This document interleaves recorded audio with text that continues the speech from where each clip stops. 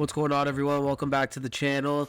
And today I'm going to give you guys my thoughts on some of the recent fight news that's been going on in the UFC. There's been a lot of announcements, a lot of fights booked, and I just want to give you guys my thoughts on them. So I'm going to start off with the big one, and that's Jon Jones versus Stipe Miocic. It's been announced for November 11th, UFC 295 in Madison Square Garden. And we kind of all knew that this matchup was coming out at some point or another, and it's good to finally know that it's been booked. I'm going to lean with Jon Jones, obviously, in this fight. I think a lot of people will. Just after that last performance, he looks unbeatable at this point. And Stipe's been off for a while.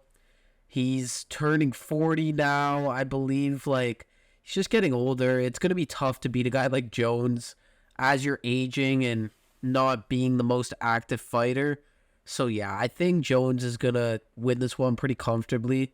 And we'll see what's next for him. I mean, I think a retirement is definitely on the table here for both guys, to be honest with you. But hopefully Jones sticks around and fights another one of the upcoming contenders, and I'll be happy. But if he retires, I'll understand why. He kind of just accomplished his mission in being the heavyweight champion of the world, and no other way to go out than beating the heavyweight GOAT, Stipe Miocic. So yeah, this will be an interesting fight, and I'm excited for it.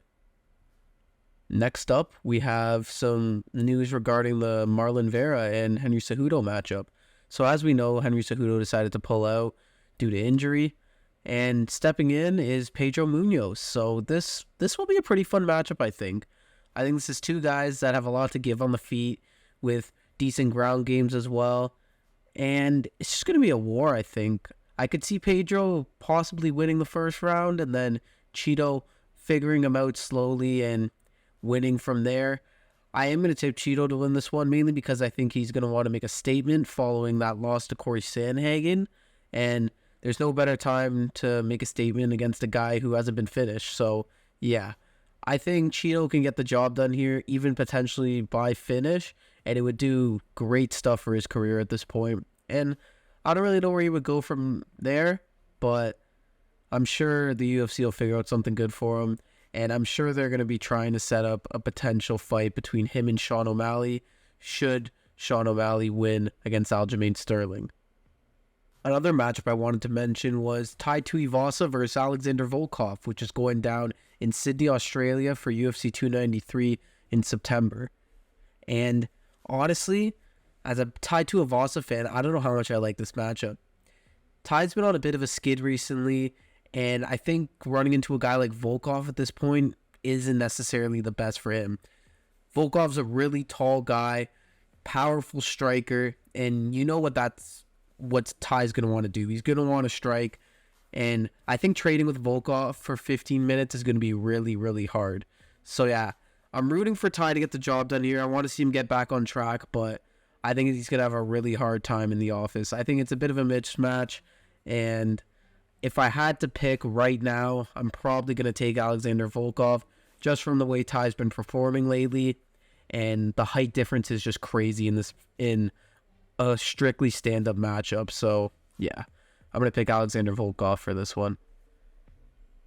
So, interestingly as well, the UFC has booked Valentina Shevchenko and Alexa Grasso for their rematch, and it will not be on pay-per-view. It will be headlining a fight night dedicated to the Mexicans celebrating Mexican Independence Day. And in the co-main spot, we see Shavkat Rakhmonov and Kelvin Gastelum. So we've seen Valentina and Grasso. We know it's going to be a really good fight. This time around, I don't even know what's going to happen, to be honest. I was so confident last time with Valentina getting the job done, and then she didn't. So she made a lot of mistakes in that fight as well. I'm sure she'll sharpen up on them. But it's tough to see where Valentina is at this point in her career. You don't really know what you're going to get in this next one. And if Grasso comes in with the same game plan, I don't see why she can't win again. So I don't really have a pick for this one yet, but it's going to be a good fight. And especially for free, a title fight. You can't go wrong with that. And then Shavkat Rakhmonov, Kelvin Gastelum. This is a matchup I don't understand at all for both sides, to be honest. Rakhmonov's trying to go towards the title. I don't think Kelvin Gastelum gets him there. I think what happened here was the UFC were trying to find a suitor to match up against Rakhmonov at welterweight, and no one stepped up. Bilal's waiting for his shot. Colby's getting ready to fight Leon. Burns just popped his shoulder out. So it didn't seem like there was any proper matchups for Rakhmonov at this point. So Kelvin Gastelum decided to step in. He's going down from 185, and he's testing the waters again at 170. So we'll see how he does. I mean, he has looked all right at welterweight in the past, but it's a big weight cut for him, and I'm interested to see if it even happens. So I really do think that Rakhmonov will be just absolutely dismantling Gastelum in this fight. I could be wrong, but I predict a finish for Rakhmonov in this one. So the last thing I wanted to talk about was something regarding the Islam Makachev fight in Abu Dhabi in October.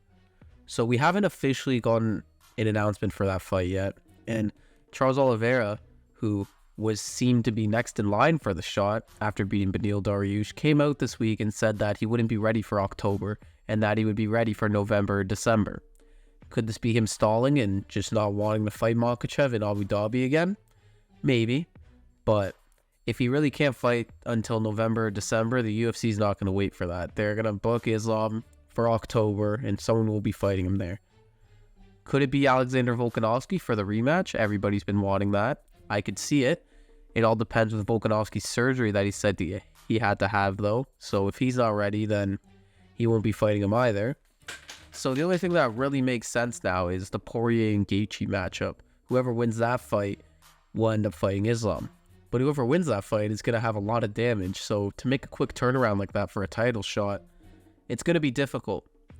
So it doesn't really leave too many options besides that for Islam. I could probably see the winner of Poirier and Gaethje being the one to do it if I had to pick right now.